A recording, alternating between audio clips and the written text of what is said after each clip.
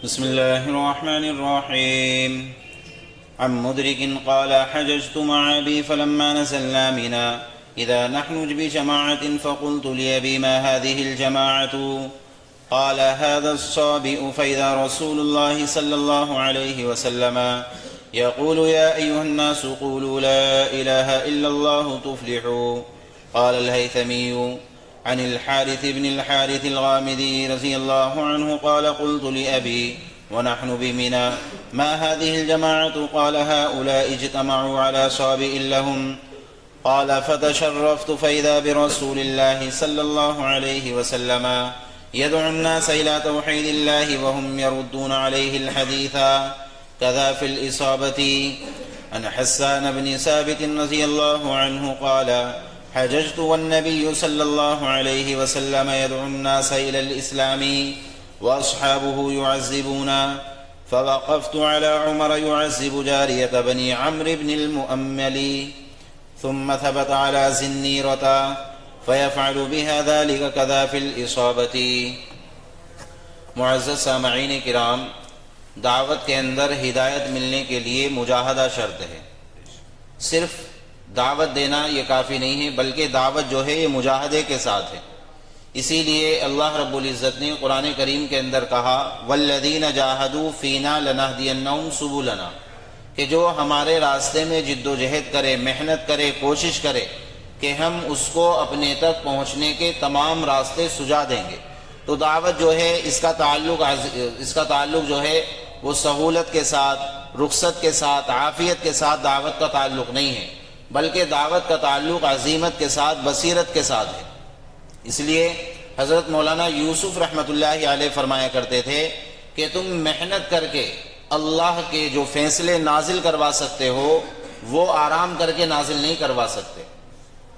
حضرت جی مولانا الیاس رحمۃ اللہ علیہ فرمایا کرتے تھے کہ دعوت جو ہے، دعوت اور تبلیغ یہ جو نام ہے یہ صرف کانوں تک پہنچا دینے کا نام نہیں ہے، بلکہ دعوت و تبلیغ تو دل میں اتار دینے کا نام ہے.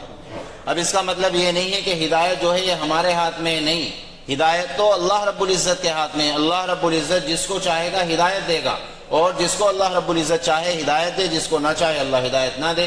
یہ تو اللہ کی مرضی اور اللہ کی منشا پر موقوف ہے. جیسے آپ علیہ السلام اپنے چچا سے کیا کہہ رہے ہیں آخری وقت میں کہ چچا جان کلمہ میرے کان میں پڑھ لو، کامیاب ہو جاؤ گے، میں کل قیامت کے دن تمہارے حق میں گواہی دوں گا. لیکن اللہ رب العزت نے ہدایت نہیں دی. حضرت نوح علیہ السلام جلیل القدر نبی ہے. جب اللہ رب العزت کا آسمان سے جو ہے عذاب شروع ہوا، بارش برسنا شروع ہوئی اور زمین سے پانی نکلنا شروع ہوا، اور آپ کے ماننے والے، اطاعت اور فرمانبرداری کرنے والے جو ہیں آپ کے ساتھ کشتی میں سوار ہے، آپ کا جو بیٹا ہے وہ نیچے ہے، تو آپ کیا کہہ رہے ہیں؟ یا بنی ارکم معنا، کہ میرے بیٹے تو میرے گھر کا آدمی ہے، آ جا اور سوار ہو جا. لیکن بیٹا کیا کہہ رہا ہے؟ ساوی الی جبل یعصمنی من الماء، کہ آپ جو یہ پہاڑ دیکھ رہے ہیں میں اس پر چڑھ کر کے، یہاں تک پانی نہیں پہنچے گا، میں اس پر چڑھ کر کے اپنی جان بچا لوں گا. لیکن کیا ہوا؟ وحال بینہم الموج فکان من المغرقین، موج آئی اور غرق ہو گیا، اس کے اندر ڈوب گیا.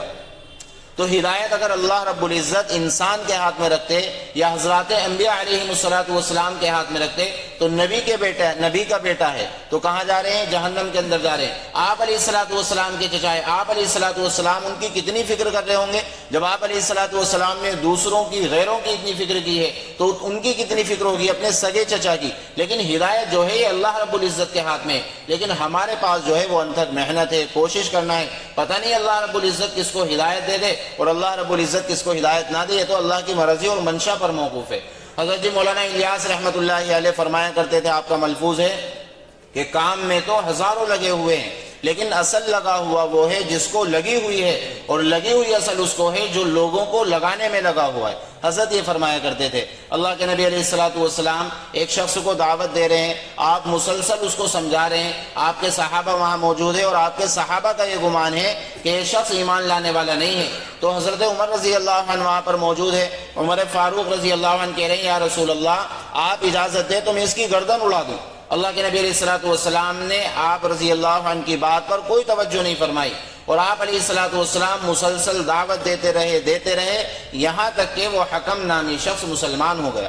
تو یہ ہے اصل محنت. اللہ کے نبی علیہ الصلوۃ والسلام ایسی محنت کیا کرتے تھے کہ آپ علیہ الصلوۃ والسلام کو کپڑے بدلنے کا بھی وقت نہیں ملتا تھا۔ آپ علیہ الصلوۃ والسلام جب کہیں سفر سے واپس آتے تو سب سے پہلے آپ علیہ الصلوۃ والسلام مسجد جاتے، اور مسجد کے بعد میں اپنی چہیتی لاڈلی چھوٹی بیٹی حضرت فاطمہ رضی اللہ عنہا کے گھر پر تشریف لے جاتے۔ تو ایک مرتبہ آپ واپس آئے، اپنی بیٹی کے گھر پر تشریف لے کر کے گئے، تو آپ کی جو بیٹی ہے وہ دیکھ کر کے رونے لگی۔ کیوں؟ اس لیے کہ آپ کے چہرے کی رنگت بدلی ہوئی ہے، آپ کے جو کپڑے ہیں وہ میلے کچیلے ہیں۔ تو کس وجہ سے؟ انتھک محنت کرنے کی وجہ سے۔ تو اللہ کے نبی علیہ الصلوۃ والسلام کو ہم دیکھیں کہ آپ علیہ الصلوۃ والسلام موسم حج کے اندر اور دیگر عرب کے قبائل جو ہیں وہ مکہ مکرمہ یا آس پڑوس میں کہیں بھی آتے تو آپ علیہ الصلوۃ والسلام ان کو دعوت دینے کے لیے تشریف لے جاتے۔ ایک ایک فرد کی آپ علیہ الصلوۃ والسلام فکر فرمایا کرتے تھے۔ مدرک سے مروی ہیں، وہ فرماتے ہیں کہ میں اپنے والد کے ساتھ حج کو گیا، چنانچہ ہم مینا میں ٹھہرے تو میں نے دیکھا ایک جگہ بھیڑ لگی ہوئی ہے، جماعت ہے۔ تو میں نے اپنے والد سے معلوم کیا یہ مجمع کیسا ہے؟ تو میرے والد نے کہا یہ شخص بددین ہے، نعوذ باللہ۔ جب میں نے رسول اللہ صلی اللہ علیہ وسلم کو دیکھا تو آپ فرما رہے ہیں لوگو قولوا لا الہ الا اللہ تفلحوا، کہ کلمہ پڑھ لو تم کامیاب ہو جاؤ گے۔ حضرت حارث ابن حارث غامدی رضی اللہ عنہ سے مروی ہیں، وہ فرماتے ہیں کہ میں نے اپنے والد سے پوچھا، ہم مینا میں ٹھہرے ہوئے تھے، میں نے اپنے والد سے پوچھا کہ یہ مجمع کیسا ہے؟ تو میرے والد نے کہا یہ مجمع اس بے دین کی وجہ سے ہے۔ چنانچہ میں نے گردن اٹھا کر کے دیکھا تو رسول اللہ صلی اللہ علیہ وسلم لوگوں کو اللہ کی وحدانیت کی دعوت دے رہے ہیں اور لوگ آپ کی بات کا انکار کر رہے ہیں۔ حضرت حسان ابن ثابت رضی اللہ عنہ سے مروی ہے، وہ فرماتے ہیں کہ میں حج کو گیا اور میں نے نبی صلی اللہ علیہ وسلم کو دیکھا کہ آپ اسلام کی لوگوں کو دعوت دے رہے ہیں اور آپ کے صحابہ کو طرح طرح کی تکلیفیں پہنچائی جا رہی ہے۔ چنانچہ میں حضرت عمر رضی اللہ عنہ کے پاس کھڑا ہو گیا تو حضرت عمر قبیلے بنو عمرو ابن مؤمل کی ایک باندی کو تکلیف پہنچا رہے ہیں۔ اس وقت حضرت عمر رضی اللہ عنہ مسلمان نہیں ہوئے تھے۔ پھر حضرت عمر رضی اللہ عنہ ذنیرہ کے پاس آئے اور ان کو بھی طرح طرح کی تکلیفیں پہنچانے لگے۔ اللهم لك الحمد كله ولك الشكر كله وإليك يرجع الأمر كله، اللهم لك الحمد حمدا خالدا مع خلودك، ولك الحمد حمدا دائما مع دوامك، ولك الحمد حتى ترضى، اللهم أعنا على ذكرك وشكرك وحسن عبادتك، اللهم تؤتي الملك من تشاء وتنزع الملك ممن تشاء وتعز من تشاء وتذل من تشاء بيدك الخير إنك على كل شيء قدير۔ الف لام میم، اللہ لا الہ الا هو الحی القیوم وعنت الوجوہ للحی القیوم لا الہ الا انت سبحانک انی کنت من الظالمین یا احد الصمد الذی لم یلد ولم یولد ولم یکن له کفوا احد۔ یا اللہ ہمارے گناہوں کو معاف فرما، خطایا سے درگزر فرما، سیئات کو حسنات سے مبدل فرما۔ یا اللہ ہم سب کو اخلاص کے ساتھ کام کرنے کی توفیق عطا فرما، اس کام کو اس کام کی حقیقت کے ساتھ کرنے کی توفیق عطا فرما، عزیمت کے ساتھ بصیرت کے ساتھ کرنے کی توفیق عطا فرما۔ یا اللہ ایمان کی حلاوت، ایمان کی چاشنی، ایمان کی لذت، ایمان کا ذائقہ نصیب فرما۔ یا اللہ ایمان والی زندگی، ایمان والی موت نصیب فرما، برے خاتمے سے یا اللہ ہم سب کی حفاظت فرما۔ یا اللہ ایکسیڈنٹ سے، حوادثات کی موت سے، یا اللہ ذلت و رسوائی والی مقروض والی موت سے ہماری اور ہمارے اہل و عیال کی، خصوصاً گھر والوں کی سب کی حفاظت فرما۔ یا اللہ ایمان والی موت نصیب فرما۔ یا اللہ جو لوگ پریشان حال ہیں ان کی پریشانیوں کو دور فرما۔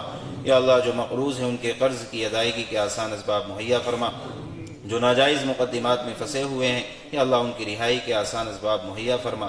یا اللہ جو مسلسل بیمار ہیں، دعائیں کر رہے ہیں، دوا کر رہے ہیں، یا اللہ صدقہ کر رہے ہیں لیکن یا اللہ تیرے حکم سے شفا نہیں ہو پا رہی ہے، یا اللہ ان کو شفا عطا فرما۔ یا اللہ مکمل طور پر صحت عطا فرما۔ یا اللہ خصوصاً ایک بچہ ہے، یا اللہ اس کو یا اللہ شفا عطا فرما، صحت عطا فرما، یا اللہ تندرستی عطا فرما۔ یا اللہ روحانی اور جسمانی بیماریوں سے ہماری، ہمارے گھر والوں کی سب کی حفاظت فرما۔ مولا جو مانگا ہے وہ بھی عطا فرما، جو مانگنے سے رہ گیا وہ بھی عطا فرما۔ اس دعا کو اپنے لاڈلے محبوب محمد مدنی صلی اللہ علیہ وسلم کے صدقے کو فعل میں قبول و منظور فرما۔ سبحان ربک رب العزت عما یصفون وسلام علی المرسلین والحمد للہ رب العالمین۔